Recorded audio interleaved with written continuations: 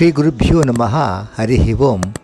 ಶ್ರೀ ರಾಘವೇಂದ್ರ ಸ್ವಾಮಿಗಳವರ ಅಂತರಂಗ ಭಕ್ತರಿಗೆ ನಮಸ್ಕಾರಗಳನ್ನು ಅರ್ಪಿಸುತ್ತಾ, ಎಷ್ಟೋ ಜನ ಭಕ್ತರಿಗೆ ಸಂಕಲ್ಪಪೂರಿತವಾದ ಪೂಜೆಯನ್ನು ಹೇಗೆ ಮಾಡಬೇಕು ಅನ್ನೋದು ಗೊತ್ತಿಲ್ಲ. ವ್ರತ ಮಾಡ್ಬೋದು, ಆದರೆ ಸಂಕಲ್ಪಭರಿತವಾದ ವ್ರತ ಅಂದರೆ ಏನು ಅಂತ ಗೊತ್ತಿಲ್ಲ. ಇದ್ರ ಬಗ್ಗೆ ಎಷ್ಟೋ ಜನ ನಾನು ಕೇಳಿದರು. ಈ ಪೂಜೆಯನ್ನು ಕೈಗೊಂಡ್ರೆ ಮನಸ್ಸಿನಲ್ಲಿರುವ ಬೇಡಿಕೆಯನ್ನು ರಾಯರು ಅನುಗ್ರಹಿಸಿ ಆಸೆಯನ್ನು ನೆರವೇರಿಸುತ್ತಾರಂತೆ ಅಂತ ಕೆಲವರು ಭಕ್ತರು ಕೇಳಿದರು. ನಮ್ಮ ಮಠಕ್ಕೆ ಹೋಗಿದ್ದಾಗ ಹಿಂಗೆ ಹೇಳಿದ್ರು, ಗುರುಗಳೇ ಏನು ಮಾಡಬೇಕಂತ ಗೊತ್ತಿಲ್ಲ, ಅವ್ರು ಹೇಳಿದ ನಮಗೇನು ಅರ್ಥ ಆಗಿಲ್ಲ ಅಂತ ಹೇಳಿದರು. ಅದನ್ನು ಕೇಳಿದಾಗ ನನ್ನ ಮನಸ್ಸಿಗೂ ಇದರ ಬಗ್ಗೆ ನನಗೆ ಗೊತ್ತಿರುವ ವಿಷಯವನ್ನು ಹಂಚ್ಕೊಳ್ಬೇಕು ಅಂತ ತಿಳಿಸ್ಬೇಕು ಅಂತ ಅನಿಸಿ ಈಗ ಹೇಳುವ ವಿಚಾರವನ್ನು ಶ್ರೀ ಗುರು ರಾಘವೇಂದ್ರ ಸ್ವಾಮಿಗಳವರ ಅಂತರ್ಗತ ಶ್ರೀ ಭಾರತೀ ರಮಣ ಮುಖ್ಯ ಪ್ರಾಣಾಂತರ್ಗತ ಶ್ರೀ ಮೂಲ ರಾಮಚಂದ್ರನಿಗೆ ಅರ್ಪಿಸುತ್ತಾ ತಿಳಿಸುತ್ತಿದ್ದೇನೆ. ಪೂಜ್ಯಾಯ ರಾಘವೇಂದ್ರಾಯ ಸತ್ಯಧರ್ಮರತಾಯ ಚ ಭಜತಾಂ ಕಲ್ಪವೃಕ್ಷಾಯ ನಮತಾಂ ಕಾಮಧೇನವೇ ಆಪಾದಮೌಲಿಪರ್ಯಂತಂ ಗುರುನಾಮಾಕೃತಿಂ ಸ್ಮರೇತ್ ತೇನ ವಿಘ್ನಾ ಪ್ರಣಶ್ಯಂತಿ ಸಿದ್ಧ್ಯಂತಿ ಚ ಮನೋರಥ. ಶ್ರೀ ಗುರುಭ್ಯೋ ನಮಃ. ಸಂಕಲ್ಪ ಪೂಜೆ ಅಂದ್ರೇನೆ ಸಂಕಷ್ಟ ಪರಿಹಾರದ ಸೇವಾ ಪೂಜೆ ಅಂತ ಹೇಳ್ಬೋದು. ಈ ಪೂಜೆಯಲ್ಲಿ ಗಮನಿಸಬೇಕಾದ ಅಂಶ ಮನೋದಾರ್ಢ್ಯ, ನಿರ್ಧಾರ, ಶ್ರದ್ಧೆ ಬಹಳ ಮುಖ್ಯ ಪಾತ್ರ. ನಿರ್ದಿಷ್ಟವಾಗಿ ಲೋಪಬಾರದಂತೆ ಏಕನಿಷ್ಠೆಯಿಂದ ಮಾಡುವ ಶ್ರೀರಾಯರ ಸೇವೆ. ಸಂಕಲ್ಪ ಮಾಡಿಲ್ಲವೆಂದರೆ ಒಮ್ಮೊಮ್ಮೆ ಪೂಜೆಯಲ್ಲಿ ಲೋಪ ಬಂದರೆ ಅಷ್ಟೊಂದು ಬಾಧೆಗೆ ಒಳಗಾಗೋದಿಲ್ಲ. ಆದರೆ ಒಮ್ಮೆ ದೃಢ ನಿರ್ಧಾರ ಮಾಡಿ ಸಂಕಲ್ಪ ಭರಿತವಾದ ಪೂಜೆ ಮಾಡಿಯೇ ತೀರುತ್ತೇನೆ ಅಂತ ಅಂದ್ಕೊಂಡಾಗ ಸ್ವಲ್ಪ ಪ್ರಯಾಸದ ಸಂಗತಿ ಅದು. ಸಂಕಲ್ಪದ ನಿರ್ಧಾರವೆಂದರೆ ಹೀಗೆ. ಈ ಸಂಕಲ್ಪದ ಸೇವೆಗಳು ಹಲವಾರಿದೆ, ಗಮನವಿಟ್ಟು ಕೇಳಿ. 1008 ಸಲ ಶ್ರೀರಾಯರ ಅಷ್ಟಾಕ್ಷರವಾದ ಓಂ ಶ್ರೀ ರಾಘವೇಂದ್ರಾಯ ನಮಃ ಅಂತ ಲಿಖಿತಪೂರ್ವಕದಲ್ಲಿ ಆ ಪುಸ್ತಕದಲ್ಲಿ ಬರೀಬೇಕು. ಇದು 1008 ಅಂತ ಕಡಿಮೆ ಹೇಳಿದೆ. 10,008 ಲಕ್ಷ, ಕೋಟಿ, ಹೀಗೆ ಅವರವರ ಯಥಾನುಸಾರವಾಗಿ, ಯಥಾನುಶಕ್ತಿಯಿಂದ ಅವರವರ ಭಕ್ತಿಗೆ ಅನುಸಾರವಾಗಿ ಮಾಡಬೇಕು. ಇದು ಒಂದು ಬಗೆಯ ಸಂಕಲ್ಪ. ಅಂದರೆ ರಾಯರಿಗೆ ಪ್ರದಕ್ಷಿಣೆ ನಮಸ್ಕಾರ ಸಂಕಲ್ಪಪೂರ್ವಕವಾಗಿ ಮಾಡಬೇಕು. ಪ್ರದಕ್ಷಿಣೆ ನಮಸ್ಕಾರ ಅಂದರೆ ನಾವು ಮಠಕ್ಕೆ ಹೋದಾಗ ರಾಯರ ಪೂಜೆ ಮಾಡಿಸಿದಾಗ ನಾವು ಮಾಡುವ ಪ್ರದಕ್ಷಿಣೆ ನಮಸ್ಕಾರ ಬೇರೆ. ಈ ಪ್ರದಕ್ಷಿಣೆ ನಮಸ್ಕಾರದಲ್ಲಿ ಹೇಗಿರಬೇಕು ಅಂದರೆ ಶುದ್ಧವಾದ ಮನಸ್ಸಿನಿಂದ ರಾಯರ ಸ್ಮರಣೆ ಮಾಡುತ್ತಾ ನೀವು ಒಂದು ಸಾಲದು, ನಿಮ್ಮ ಯೋಗ್ಯತಾನುಸಾರವಾಗಿ ಅಂದರೂ ಕೂಡ 21 ಕನಿಷ್ಠ ಮಾಡಿ ಅದರಲ್ಲಿ ನೀವು ಎಷ್ಟು ಸಲನಾದರೂ ಮಾಡ್ಬೋದು ಪ್ರದಕ್ಷಿಣೆ ನಮಸ್ಕಾರ. ಇದು ಏಕೆಂದರೆ ಇದು ಸಂಕಲ್ಪ ಪೂಜೆ ಅಂತ ತಿಳ್ಕೊಳ್ಬೇಕು ನೀವು. ಹೆಜ್ಜೆ ನಮಸ್ಕಾರ ಇದು ಒಂದು ರೀತಿ ಸಂಕಲ್ಪ ಪೂಜೆ. ಪ್ರತಿ ಹೆಜ್ಜೆಗೂ ನಮಸ್ಕಾರ ಮಾಡ್ಕೊಳ್ಳೋದು. ಪ್ರತಿ ಹೆಜ್ಜೆಗೂ ಶ್ರೀ ರಾಘವೇಂದ್ರಾಯ ನಮಃ, ಶ್ರೀ ರಾಘವೇಂದ್ರಾಯ ನಮಃ, ಶ್ರೀ ರಾಘವೇಂದ್ರಾಯ ನಮಃ. ಒಂದು ಪಾದದ ಮುಂದೆ ಇನ್ನೊಂದು ಪಾದ ಇಟ್ಕೊಂಡು ಇದಕ್ಕೆ ಹೆಜ್ಜೆ ನಮಸ್ಕಾರ ಅಂತಾರೆ. ಮಹಾಫಲಭರಿತವಾದ ಪೂಜೆ ಇದೆಲ್ಲ. ಖರ್ಚಿಲ್ಲ, ಎಂಥದ್ದಿಲ್ಲ. ಆದರೆ ಭಕ್ತಿಯಿಂದ ಮಾಡಬೇಕಷ್ಟೆ, ಮಧ್ಯೆ ಬಿಡಬಾರ್ದು. ಇದು ಸಂಕಲ್ಪ.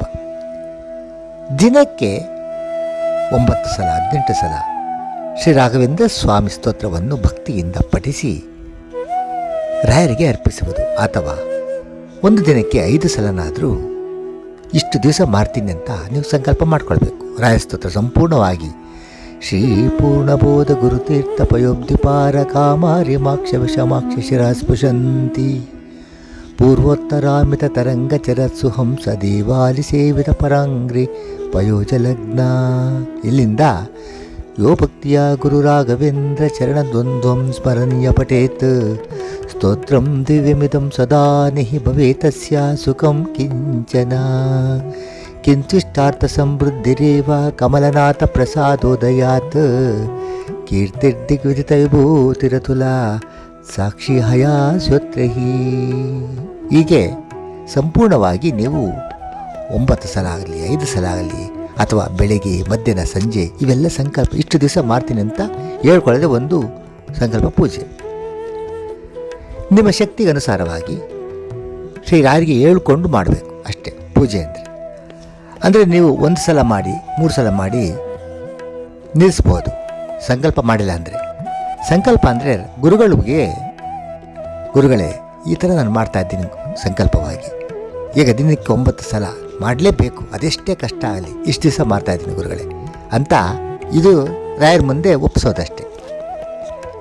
ನೀವು ಸೇವೆಯನ್ನು ಮಂತ್ರಾಲಯಕ್ಕೆ ಹೋಗಿ ಭಕ್ತಿಯಿಂದ ಆಚರಿಸಬಹುದು. ಅದೊಂದು ರೀತಿ ವಿಶೇಷ ಅನುಗ್ರಹ. ಎಲ್ಲರಿಗೂ ಈ ಯಾಂತ್ರಿಕ ಯುಗದಲ್ಲಿ ವೇಳೆಯ ಅಭಾವದಿಂದಾಗಿ ಜೀವನ ಸಾಗಿಸುವುದೇ ಒಂದು ಪ್ರಯಾಸ. ಇದರಲ್ಲಿ ತೀರ್ಥಯಾತ್ರೆಯನ್ನು ಕೈಗೊಂಡು ಆಚರಿಸುವುದಕ್ಕೆ ಸ್ವಲ್ಪ ಕಷ್ಟ ಆಗ್ಬೋದು. ಮನೆಯಲ್ಲಿ ಸಂಕಲ್ಪ ಮಾಡಿಕೊಂಡು ರಾಯರ ಸೇವೆ ಕೈಗೊಳ್ಳಬಹುದು. ಸಂಕಲ್ಪ ಮಾಡುವಾಗ ಕೆಲವರು ಬ್ರಾಹ್ಮಣರು ಹೇಳ್ತಾ ಇದ್ದಾರೆ ಸಂಸ್ಕೃತದಲ್ಲಿ ಸಂಕಲ್ಪ ಮಾಡಬೇಕು ಅಂತ. ಹೇಗೆ ಅಂತ ಹೇಳಿದ್ರೆ, ಈಗ ಆದ್ಯ ಬ್ರಾಹ್ಮಣ ಪರಾರ್ಧ ಶ್ರೀ ಶ್ವೇತವರಾಹ ಕಲ್ಪೆ ಸಪ್ತ ವೈವಸದ ಮನ್ವಂತರಿ ಕಲಿಯುಗಿ ಪ್ರಥಮಚರಣೆ ಈ ಥರ ಎಲ್ಲ ಹೇಳ್ಕೊಂಡು ತಿಥಿ ನಕ್ಷತ್ರ ಯೋಗಕರಣ ಎಲ್ಲ ಹೇಳ್ಕೊಳ್ಳಿ ಅಂತ ಹೇಳ್ತಾರೆ. ಯಾವ ನಿಯಮನೂ ಇಲ್ಲ. ಯಾಕೆಂದರೆ ನೀವು ಯಾವ ಭಾಷೆಯನ್ನು ನೀವು ಮಾತಾಡ್ತಿದ್ದೀರೋ ರಾಘವೇಂದ್ರ ಸ್ವಾಮಿಗಳವರಿಗೆ ಎಲ್ಲ ಭಾಷೆಯ ಪರಿಚಯ ಇದೆ ಅಲ್ವೇ. ಆ ಭಾಷೆಯಲ್ಲಿ ರಾಯರು ನಿಮ್ಮ ಗುರುಗಳೆಂದು ತಿಳಿದು ನಿಮಗೆ ಒಲಿಯುವರೆಂದು ತಿಳಿದು ನಿಮ್ಮ ಭಕ್ತಿಗೆ ಅವರು ಅನುಗ್ರಹ ಮಾಡುವರೆಂದು ತಿಳಿದು ನೀವು ನೇರವಾಗಿ ಅವರ ಹತ್ರ ನೀವು ಮಾತನಾಡುವ ಭಾಷೆಯಲ್ಲಿ ಹೇಳಿಕೊಳ್ಳಬೇಕು. ಇದನ್ನು ಈ ಸಂಕಲ್ಪ ಮಾಡಬೇಕಾದ್ರೆ ಯಾವ ರೀತಿ ಹೇಳ್ಕೊಳ್ಬೇಕು ಅಂತ ನಿಮಗೆ ತಿಳಿಸ್ತೀನಿ. ಅದಕ್ಕೆ ಮುಂಚೆ ಮನೆಯಲ್ಲೇ ನೀವು ಮಾಡೋದಾದರೆ ಮನೆಯೆಂದು ಶ್ರೀ ರಾಘವೇಂದ್ರ ಸ್ವಾಮಿಗಳು ಇರುವರೆಂದು ಆ ಭಾವನೆಯಿಂದ ಅನುಸಂಧಾನದಿಂದ ಸ್ವಚ್ಛತೆಗೆ ಪ್ರಾಧಾನ್ಯತೆ ಕೊಡಬೇಕು. ಸ್ನಾನ ಮಾಡಿ ನೀವು ತೊಡುವ ಬಟ್ಟೆಯನ್ನು ಪ್ರತ್ಯೇಕವಾಗಿ ಇಡಿ, ಯಾರ ಕೈಯಲ್ಲಿ ಮುಟ್ಸ್ಕೋಬೇಡಿ, ಮಲಿನವಾಗಿ ಮುಟ್ಟದಂತೆ ಕಾಪಾಡಿಕೊಳ್ಬೇಕು. ನೀವು ಪ್ರದಕ್ಷಿಣೆ ಮಾಡುವಂತೆ ಅದಕ್ಕೆ ಯಾವ ರೀತಿ ನೀವು ಪ್ರದಕ್ಷಿಣೆ ಮಾಡಬೇಕು ಮನೆಯಲ್ಲಿ ಅಂತ ನೋಡಿಕೊಂಡು ಒಂದು ಮರದ ಮಣೆಯನ್ನು ಮಧ್ಯದಲ್ಲಿಡಿ. ಅದರ ಕೆಳಗೆ ರಂಗೋಲಿ ಬಿಡಿಸ್ಕೊಳ್ಳಿ. ಆ ರಂಗೋಲಿ ಹೇಗಿರಬೇಕು ಅಂದರೆ ವೃಂದಾವನ ಥರ ಇರ್ಬೋದು, ಶಂಖಾಕೃತಿ ಇರ್ಬೋದು, ಚಕ್ರದಂತೆ ಇರ್ಬೋದು, ತ್ರಿಕೋಣಾಕೃತಿ ಇರ್ಬೋದು. ಇದರಲ್ಲಿ ಲಕ್ಷ್ಮೀನಾರಾಯಣರು ಅಷ್ಟದಿಕ್ಪಾಲಕರು ನೆಲೆಸಿದ್ದಾರೆ ಅಂತ ನೀವು ತಿಳ್ಕೊಂಡು ರಂಗೋಲಿ ಹಾಕಬೇಕು. ಇದು ಬಹಳ ಮುಖ್ಯ ಕಣ್ರಿ. ಯಾಕೆಂತ ಹೇಳಿದ್ರೆ ಸೂರ್ಯ, ಚಂದ್ರ, ಯಮ, ಅಗ್ನಿ, ನಿವೃತ್ತಿ, ವರುಣ, ವಾಯು ಇವರೆಲ್ಲರೂ ಕೂಡ ನಿಮ್ಮ ಸುತ್ತಲೂ ನೋಡ್ತಾ ಇರ್ತಾರೆ ಭಕ್ತನ್ನ. ಇದನ್ನು ನಿಮಗೆ ಮನಸ್ಸಿನಲ್ಲಿ ಇಟ್ಕೊಳ್ಳಿ. ರಾಘವೇಂದ್ರ ಸ್ವಾಮಿಗಳವರ ಒಂದು ಬೆಳ್ಳಿ ವಿಗ್ರಹ ಆಗಿರ್ಬೋದು, ಚಿಕ್ಕದಾಗಿ ತಾಮ್ರದ ಆಗಿರ್ಬೋದು, ಹಿತ್ತಾಳೆ ಆಗಿರ್ಬೋದು, ಅಥವಾ ಫೋಟೋ ಇಡ್ಬೋದು, ಮಣೆ ಮೇಲೆ ಪ್ರತಿಷ್ಠಾಪಿಸಿ ಒಂದು ಪೂರ್ಣ ಫಲ ಅಂದರೆ ತೆಂಗಿನಕಾಯಿ, ಜುಟ್ಟು ಇರುವ ತೆಂಗಿನಕಾಯಿಯನ್ನು ಸಂಕಲ್ಪ ಮಾಡಿಕೊಂಡು ರಾಯರ ಮುಂದೆ ಅಥವಾ ಪಕ್ಕದಲ್ಲಿ ಇಡುವಂತರಾಗಿ ಅದರ ಮೇಲೆ ಅರಿಶಿಣ ಕುಂಕುಮ ಹಚ್ಚಿ ಮಂತ್ರಾಕ್ಷತೆ ಕಾಳನ್ನು ಅದರ ಮೇಲೆ ಇಡಿ. ತುಳಸಿ ಮತ್ತು ಮಂತ್ರಾಕ್ಷತೆಯನ್ನು ಹಿಡಿದುಕೊಂಡು ಬಿಡಬೇಕು ನೀರಿನ ಮೂಲಕ. ಸಂಕಲ್ಪ ಅಂದರೆ ಅದು ಮುಂದೆ ಹೇಳ್ತೀನಿ ನಿಮಗೆ. ಒಂದು ಚಿಕ್ಕ ಬಟ್ಟಲಿನಲ್ಲಿ ಮಂತ್ರಾಕ್ಷತೆ ಇಟ್ಕೊಳ್ಳಿ. ಗೋಪಿಚಂದನ ಇದು ರಾಯರು ಧರಿಸೋದು ಬಹಳ ಮುಖ್ಯ. ಎಲ್ಲದಕ್ಕೂ ಹಚ್ಚಿ. ನೀವು ಗೋಪಿಚಂದನವನ್ನು ಯಾವ ರೀತಿ ಹಚ್ಕೊಳ್ಬೇಕು, ನನಗೆ ಗೋಪಿಚಂದನ ಸ್ವಲ್ಪ ನೀರು ಹಾಕ್ಕೊಂಡು ಎಡಗೈಗೆ ಸ್ವಲ್ಪ ತೇಯ್ಕೊಳ್ಳಿ. ಅದನ್ನು ನೀವು ಮಧ್ಯ ಬೆರಳಿದೆಯಲ್ಲ, ಆ ಬೆರಳಿನಲ್ಲಿ ಸಂಪೂರ್ಣವಾಗಿ ಭ್ರೂ ಮಧ್ಯದಿಂದ ಹಣೆವರೆಗೂ ಇಡಿ. ಇಟ್ಟ ಮೇಲೆ ಹಾಗೆ ಬಿಡಬೇಡಿ. ಮಧ್ಯ ಉಂಗುರು ಬೆರಳಿದೆಯಲ್ಲ ಅದರಲ್ಲಿ ತೀಡಬೇಕು. ಹಂಗೆ ತೀಡಿದಾಗ 2 ರೈಲ್ವೆ ಕಂಬಿ ಇದೆಯಲ್ಲ ಆ ಥರ ಅಲ್ಲಿ ಬರುತ್ತೆ. ಇದು ಯಾಕೆ ಹೀಗೆ ಹೇಳಿದೆ ಅಂತ ಹೇಳಿದ್ರೆ ನಿಮ್ಗೆ ಎಷ್ಟೋ ಜನಕ್ಕೆ ಗೊತ್ತಿಲ್ಲ.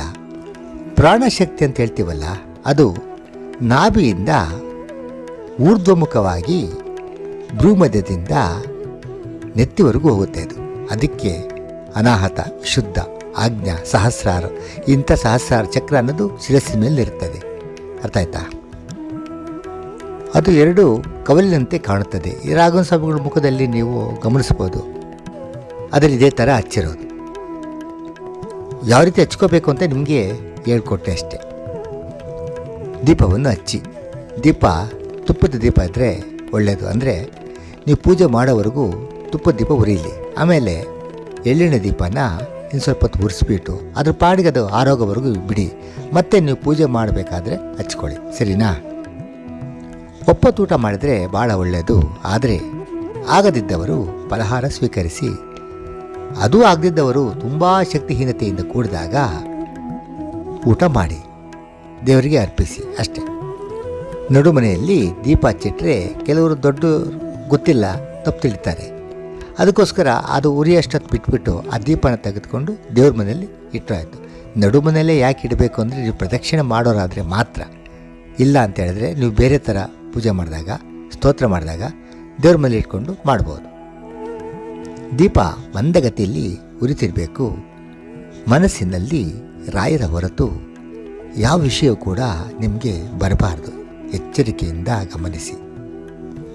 ಗುರುವೇ, ನಾನು ನಿಮ್ಮನ್ನು ಮನಸಾರೆ ನೆನೆಯುತ್ತಾ ನನ್ನ ಕಷ್ಟಗಳನ್ನು ನಿಮ್ಮ ಪಾದದಡಿಗೆ ಸಮರ್ಪಿಸಿ ನನ್ನ ಮನಸ್ಸಿನ ನೋವುಗಳನ್ನು ನಿಮ್ಮ ಮುಂದೆ ಅರ್ಪಿಸುತ್ತಿದ್ದೇನೆ. ನನಗೆ ಯಾವ ರೀತಿಯ ಶಾಸ್ತ್ರಬದ್ಧವಾದ ಪೂಜೆ ಅರಿಯನು ಸ್ವಾಮಿ. ನಾನು ಪಾಮರಳು, ನೀವೇ ಉದ್ಧಾರ ಮಾಡಬೇಕು. ತಂದೆ, ನಿಮ್ಮ ಹೊರತು ನನ್ನ ವೇದನೆಗಳನ್ನು ಯಾರ ಮುಂದೆಯೂ ತೋಡಿಕೊಳ್ಳುವುದಕ್ಕೆ ನನ್ನ ಮನಸ್ಸು ಒಪ್ಪದು ಸ್ವಾಮಿ. ಇಂದು ನಿಮ್ಮ ಸಮಕ್ಷಮದಲ್ಲಿ ಸಂಕಲ್ಪ ಮಾಡುತ್ತಿದ್ದೇನೆ. ನೀವು ನನ್ನ ಎದುರಾಗಿ ನನ್ನ ಮಾತು ಕೇಳುತ್ತಿರುವಿರೆಂಬ ಭಾವನೆಯಿಂದ ಸಂಕಲ್ಪ ಮಾಡುತ್ತಿದ್ದೇನೆ. ಯಾವ ಸಂಕಷ್ಟವೂ ಮಧ್ಯದಲ್ಲಿ ಬರದಂತೆ, ಲೋಪವಾಗದಂತೆ ನಾನು ಮಾಡುವ ಪೂಜೆಗೆ ನೀವು ಅನುಗ್ರಹ ಮಾಡಬೇಕು. ನನ್ನ ಮನದಿಂಗಿತವನ್ನು ಪೂರ್ಣ ಮಾಡಬೇಕು. ರಾಯರ ಭಕ್ತರೇ, ಇದೇ ರೀತಿ ಪ್ರಾರ್ಥಿಸಬೇಕು ಅಂತ ನನ್ನ ಉದ್ದೇಶ ಅಲ್ಲ, ಸಾರಾಂಶ ತಿಳಿಸಿದಷ್ಟೇ. ಈ ಸಂಕಲ್ಪ ಪೂಜೆಯನ್ನು ನಿಮ್ಮ ಶಕ್ತ್ಯಾನುಸಾರವಾಗಿ ಆಚರಿಸಿ, ತದನಂತರ ನಿಮ್ಮ ಸಂಕಲ್ಪ ಪೂಜೆ ನಂತರ ತೆಂಗಿನಕಾಯಿಯನ್ನು ಶ್ರೀರಾಯರ ಮಠಕ್ಕೆ ಹೋಗಿ ಆ ಫಲವನ್ನು ಪೂಜೆಗೆ ಕೊಟ್ಟು ಮನೆಗೆ ತಂದು ಪ್ರಸಾದ ರೀತಿಯಲ್ಲಿ ಸೇವಿಸಬೇಕು. ಸಂಕಲ್ಪ ಗೊತ್ತಾಯ್ತಲ್ಲ, ಒಂದು ಪ್ರದಕ್ಷಿಣೆ, ಇನ್ನೊಂದು ಹೆಜ್ಜೆ ನಮಸ್ಕಾರ, ಇನ್ನೊಂದು ರಾಯರ ಅಷ್ಟೋತ್ತರ ಶತನಾಮಾವಳಿ, ಇನ್ನೊಂದು ಶ್ರೀ ರಾಘವೇಂದ್ರ ಸ್ವಾಮಿಗಳವರ ಪೂರ್ಣ ಸ್ತೋತ್ರ, ಇನ್ನೊಂದು ಶ್ರೀರಾಯರ ಅಷ್ಟೋತ್ತರ, ಮತ್ತೊಂದು ರಾಘವೇಂದ್ರ ಸ್ವಾಮಿಗಳವರ ಲಿಖಿತವನ್ನು, ನಾಮವನ್ನು ಕೈನಲ್ಲಿ ಬರೆದಿಡುವುದು ಪುಸ್ತಕದಲ್ಲಿ. ಈ ರೀತಿ ನೀವು ಇದರಲ್ಲಿ ಯಾವುದಾದ್ರೂ ಒಂದು ನೀವು ಸಂಕಲ್ಪ ಮಾಡಿಕೊಳ್ಬೇಕಾಗತ್ತೆ. ನಿಮಗೆ ಗೊತ್ತಿರುವ ಒಳ್ಳೆಯ ಸಜ್ಜನ ವ್ಯಕ್ತಿಯನ್ನು, ಬ್ರಾಹ್ಮಣರೇ ಆಗಲಿ ಯಾರೇ ಆಗಲಿ, ಶ್ರೇಷ್ಠ ವ್ಯಕ್ತಿಯನ್ನು ಮನೆಗೆ ಆಹ್ವಾನಿಸಿ ಪೂಜೆ ನಂತರ ಅವನಿಗೊಟ್ಟೆ ತುಂಬ ಊಟ ಹಾಕೋದು ಮರಿಬೇಡಿ. ಯಾಕೆ ಅಂದರೆ ಪ್ರತಿಯೊಬ್ಬ ಮನುಷ್ಯನಲ್ಲಿ ಕೂಡ 72 ಸಹಸ್ರ ನಾಡಿಯಲ್ಲಿ 36,000 ಎಡಭಾಗದಲ್ಲಿ, ಬಲಭಾಗದಲ್ಲಿ 36,000 ನಾಡಿಗಳಲ್ಲಿ ದೇವಾನುದೇವತೆಗಳು ನೆಲೆಸಿರುತ್ತಾರೆ. ಒಬ್ಬ ವ್ಯಕ್ತಿಗೆ, ಸಜ್ಜನವಾದ ಶ್ರೇಷ್ಠವಾದ ಜ್ಞಾನಿಗೆ ನೀವು ಊಟ ಏನಾರು ಹಾಕಿ ಕೃಷ್ಣಾರ್ಪಣ ಅಂದ್ಬಿಟ್ರೆ ತಿಳ್ಕೊಳ್ಳಿ, 72,000 ದೇವತೆಗಳಿಗೆ ತೃಪ್ತರಾಗ್ತಾರೆ. ಅಂದರೆ ಅಷ್ಟು ಜನಕ್ಕೆ ಊಟ ಮಾಡಿಸಿದ ಫಲ ನಿಮಗೆ ಸಿಗುತ್ತೆ. ಇದನ್ನು ಮೊಟ್ಟ ಮೊದಲು ಗಮನಿಸಿ. ಪೂಜೆ ಮಾಡೋ ಮುಂಚೆನೇ ಮಂತ್ರಾಕ್ಷತೆಯನ್ನು ತಲೆ ಮೇಲೆ ಶಿರಸ್ಸಿನಲ್ಲಿ ಧಾರಣೆ ಮಾಡ್ಕೋಬೇಕು. ಜೊತೆಗೆ ಸಂಕಲ್ಪ ಮಾಡೋದು ಗೊತ್ತಾಯ್ತಲ್ಲ, ನೀವು ಕೈನಲ್ಲಿ ತುಳಸಿ ಇಟ್ಕೊಂಡು ಮಂತ್ರಾಕ್ಷತೆ ಇಟ್ಕೊಂಡು ಬಿಡಬೇಕು ನೀರಲ್ಲಿ. ಸಂಕಲ್ಪ ಹೇಳ್ಕೊಂಡು ಮನಸ್ಪೂರ್ವಕವಾಗಿ ರಾಯರ ಮುಂದೆ ಅರ್ಪಿಸಬೇಕು. ಒಮ್ಮೊಮ್ಮೆ ನೀವು ದೇವಸ್ಥಾನಕ್ಕೆ ಹೋಗಿ ಆ ಕಾಯಿ ಒಡಿಸಿದಾಗ ಪ್ರಕೃತಿಯ ಅನುಸಾರವಾಗಿ ಕೆಟ್ಟು ಹೋಗಿರುತ್ತೆ. ತಲೆ ಕೆಡಿಸ್ಕೊಂಡು ನಮ್ಮ ಪೂಜೆ ಮಾಡಿದ್ದು ರಾಯರು ಸ್ವೀಕರಿಸಲಿಲ್ಲ, ನಾವೇನು ತಪ್ಪು ಮಾಡಿದ್ದೇವೋ ಅಂತ ಕೊರಗಿ ಸೊರಗಬೇಡಿ. ಇದು ಜ್ಞಾನಿಗಳು ಯೋಚನೆ ಮಾಡೋ ರೀತಿ ಅಲ್ಲ. ತೆಂಗಿನಕಾಯಿ ಚೆನ್ನಾಗಿದ್ದರೆ ಆಹಾ ನಾವು ಮಾಡಿದ ಪೂಜೆ ಸಾರ್ಥಕವಾಯಿತು ಎಂಬುದು ಆ ಭ್ರಮೆಗೂ ಒಳಗಾಗಬೇಡಿ, ತಿಳಿಯಬೇಡಿ. ಕಾರಣ ಯಾಕೆ ಅಂತ ಹೇಳಿದ್ರೆ, ಇದೊಂದು ಶ್ರದ್ಧೆಗೂ ಭಕ್ತಿಗೂ ಸೂಚಕವಾಗಿ ತೆಂಗಿನಕಾಯಿ ಫಲ ಅಷ್ಟೇ. ಅದು ಮಧ್ಯಸ್ಥಿಕೆ ಒತ್ಕೊಂಡಿರುತ್ತೆ, ಅದೇ ಪ್ರಾಧಾನ್ಯತೆ ಅಲ್ಲ.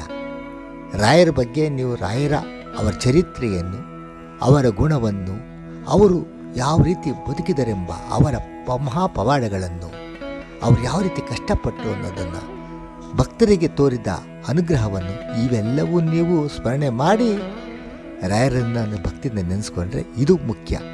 ತೆಂಗಿನಕಾಯಿ ಅನ್ನೋದು ಒಂದು ಮಾಧ್ಯಮ ಅಷ್ಟೇ, ಆ ಥರ ತಿಳ್ಕೊಳ್ಬೇಕು ನೀವು.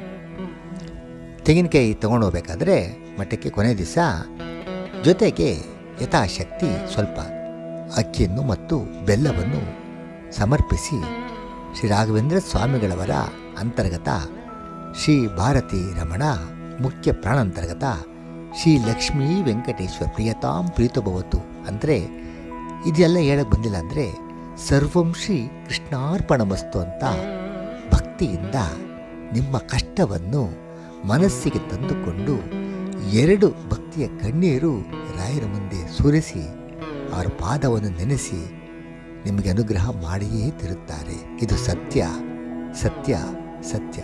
ಸರ್ವಂ ಶ್ರೀ ಕೃಷ್ಣಾರ್ಪಣಮಸ್ತು.